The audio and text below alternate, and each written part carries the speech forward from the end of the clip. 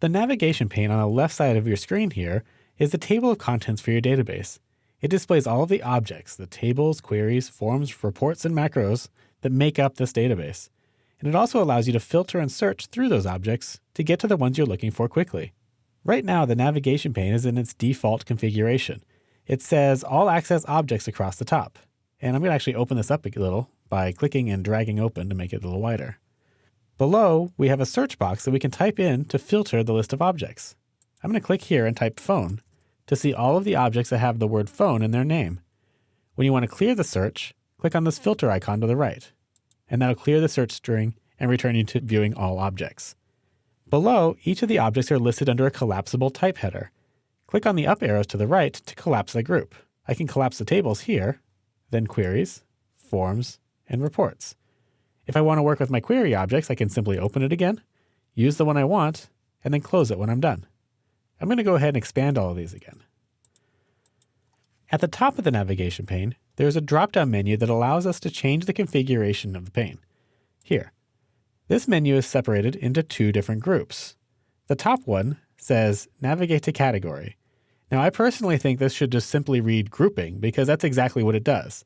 We can choose an option in the top half to change the way the objects are grouped together.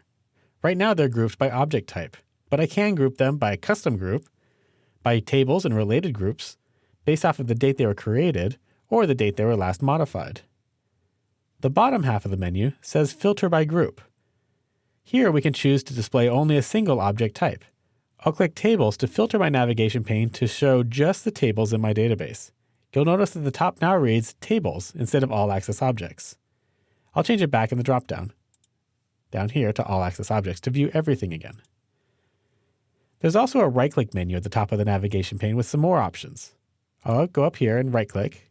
You'll see we have the same categories and sorting options. We can also sort ascending or descending alphabetically. We also have a View By option, where I can choose how I want to view my objects. Right now they're in List View, which is a small icon in the text. I can change it to Details to view a larger icon and some additional information about each object. I'm going to go back up and right-click, go to View By, and change it back to List. If you want even more options, you can go to the Navigation Options button here.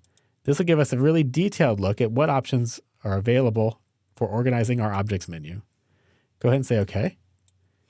And finally, in that same menu, go back up and right-click. We can turn on and off our search bar. So if you don't use it, you can turn it off here.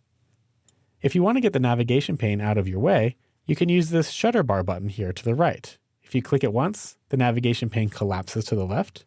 If I click it again, it opens up again. Now, one of the most useful keyboard shortcuts in all of Access is the F11 key. This will collapse and reveal the navigation pane. If I press F11, you'll see it shrinks down and it opens up again. Using F11, you can quickly open up the pane when you need it, then get it off the screen so you have more room to work. So that's the navigation pane. It's the central hub to the entire database. Getting around your objects using the navigation pane is really easy. And with so many options to group, sort, and filter your objects to meet your exact needs, means that you can be moving around from object to object in the most efficient manner possible.